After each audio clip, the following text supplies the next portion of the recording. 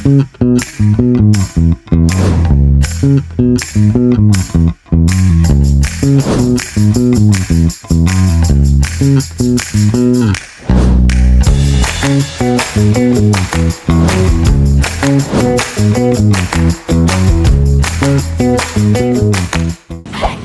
teman-teman semuanya, assalamualaikum warahmatullahi wabarakatuh. Perkenalkan, kami dari kelompok 6 mata kuliah ekonomi industri dengan dosen pengampu Bapak Nairul Edwin Kiki Aprianto ME.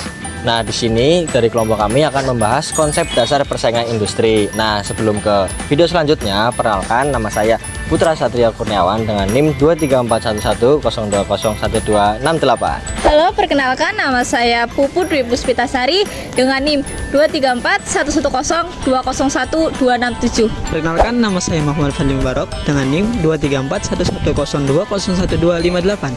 Saya Dava Wiratama dengan NIM 2341102011154. Konsep dasar persaingan industri secara fundamental telah dijelaskan dalam konsep berpikir, struktur, perilaku, dan kinerja. Atau dalam bahasa Inggrisnya adalah structure, conduct, dan performance. Apa itu structure, conduct, dan performance? Yang pertama ada structure atau struktur. Struktur pasar mengacu pada karakteristik organisasi pasar yang mempengaruhi sifat, persaingan, dan penetapan harga seperti jumlah penjual dan pembeli, tingkat konsentrasi pasar, diferensiasi produk, serta ada tidaknya hambatan masuk atau barriers to entry. Dan yang selanjutnya ada conduct atau perilaku. Nah, perilaku atau conduct merujuk pada strategi yang diadopsi oleh perusahaan dalam menghadapi pasar, mencakup kebijakan penetapan harga, strategi iklan, dan promosi, serta investasi dalam penelitian dan pengembangan atau research and development. Sementara itu, yang terakhir ada performance atau kinerja. Nah, kinerja ini adalah hasil akhir dari struktur dan konduk atau perilaku perusahaan seperti tingkat profitabilitas, efisiensi baik alokatif maupun produktif, dan laju inovasi teknologi. Hubungan ini bersifat kausalitas, di mana struktur membentuk perilaku yang kemudian menghasilkan kinerja atau performance. Struktur pasar industri dapat dibedakan menjadi 4 kategori utama yang membentuk spektrum: pasar persaingan sempurna, pasar oligopoli, pasar monopoli, dan pasar monopolistik.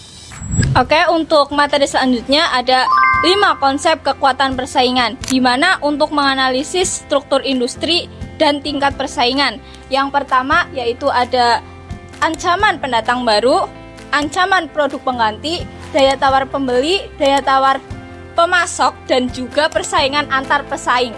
Selanjutnya ada strategi untuk menghadapi persaingan porter, di mana strategi ini agar perusahaan tetap unggul, yaitu ada cost leadership, fokus pada efisien dan harga murah. Contohnya itu Indomie. Dan yang kedua ada differentiation, itu menciptakan produk unik, baru, dan juga bernilai tambah. Contohnya itu barang-barang elektronik, dimana itu kayak HP ini teman-teman. Yang ketiga ada fokus, yaitu menyasar segmen pasar tertentu. Oke, materi selanjutnya yaitu ada analisis kompetitif. Di sini saya akan menjelaskan pengertian analisis kompetitif, yaitu proses sistematis untuk memahami kekuatan eksternal, perilaku pesaing, serta kemampuan perusahaan di bidang internal, di mana proses tersebut itu untuk memahami strategi agar tetap berkelanjutan dan menguntungkan. Selanjutnya ada langkah praktik analisis. Yang pertama yaitu menentukan batas industri, melakukan analisis untuk menilai daya tarik industri. Yang ketiga ada menganalisis faktor internal. Selanjutnya menyusun SWOT dan juga membuat profil pesaing. Selain itu ada merumuskan strategi, dan yang terakhir monitoring dan adaptasi. Materi yang selanjutnya yaitu ada strategi persaingan. Apa itu strategi persaingan? Strategi persaingan adalah cara perusahaan bersaing dalam kompetitor agar tetap unggul di pasar. Misalnya, dengan menawarkan harga yang lebih murah, tapi memiliki kualitas yang lebih tinggi dengan pelayanan yang cepat. Kita ambil contoh 2, seperti produk mie instan yang biasa kita kenal dengan Indomie, dan produk HP atau yang biasa kita kenal dengan iPhone atau Apple. Oke, karena tadi materi yang itu sudah dijelaskan panjang lebar oleh pemateri sebelumnya, jadi kita berlanjut ke materi selanjutnya, yaitu tentang strategi komparasi dan industri. Strategi korporasi yaitu lebih ke arah bagaimana perusahaan itu mengelola banyak unit bisnis, sedangkan strategi industri berfokus pada persaingan dalam satu sektor. Di sini strategi korporasi meliputi 3 faktor. Yang pertama itu diferensiasi. Diferensiasi yaitu memperluas bisnis ke bidang lain. Kita ambil contoh di sini perusahaan Telkom. Perusahaan Telkom kan di sini memiliki Telkomsel, terus IndiHome dan bisnis-bisnis digital lainnya. Yang kedua, integrasi vertikal.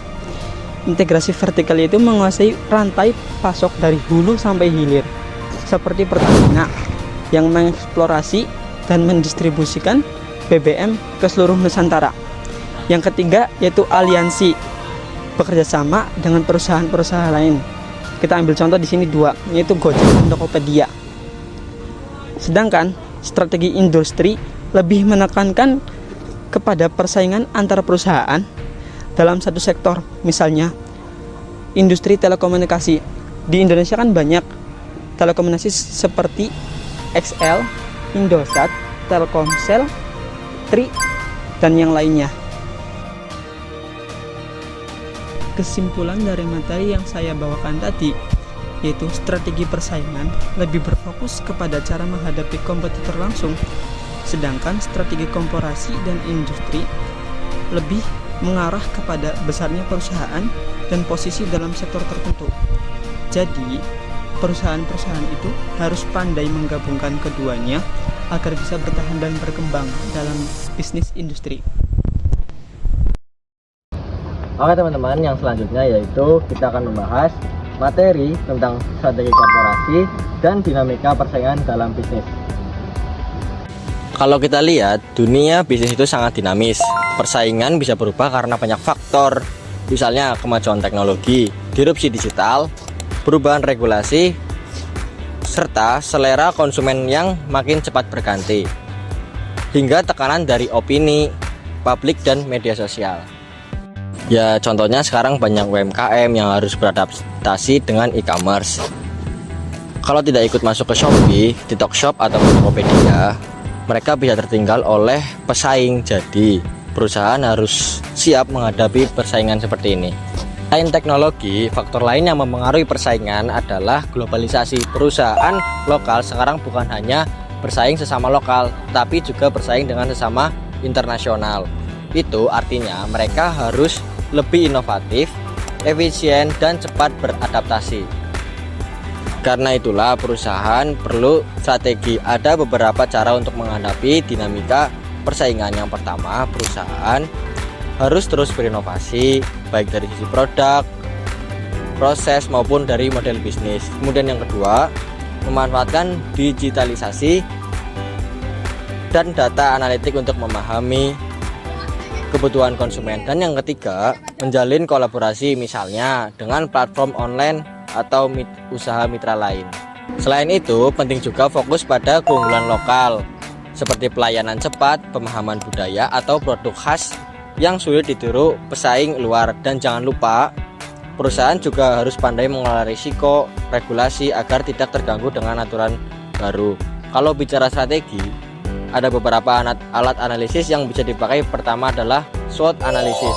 Dengan SWOT, perusahaan bisa mengetahui kekuatan dan kelemahan internal serta peluang dan ancaman dari luar.